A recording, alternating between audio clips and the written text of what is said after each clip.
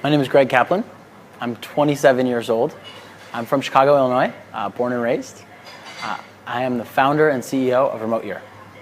Remote Year is a program of 75 professionals from all over the world that travel together for a year while working remotely. So we go to 12 places for 1 month each, and in each of these places, we really set up and have a great experience together. But the point of it is really the community, the group of people that travel together.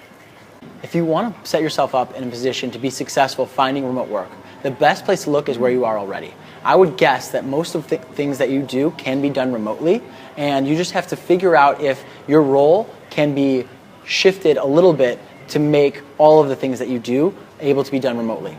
People are way more successful working with their current employer to transition that into a remote role than finding a new role, because you already have built trust, you really understand the organization, you understand the role, so that you can do a great job in that role remotely, because my guess is most of the things you do are already remote.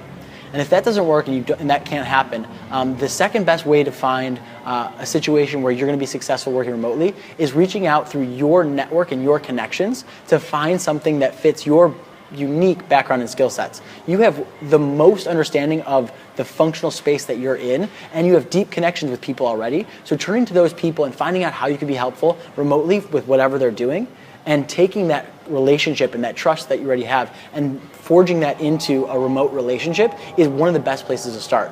I don't recommend you start with remote job boards because you have no connection to them and you probably don't find jobs that match your background and skill set. So I would start with your network and look for things that match your specific, unique background and skill set, and you'll be most likely to be successful finding something there.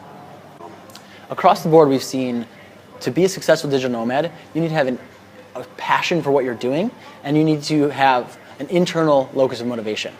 People who are internally motivated and get their great work done no matter what, they become great remote workers. People who are bad workers, who aren't motivated internally and need to be micromanaged by their boss, they're not good employees to begin with, and they make really bad remote workers. It's very difficult to micromanage somebody abroad. But if somebody's getting great work done already and they don't need to be micromanaged, they usually become really, really strong remote workers.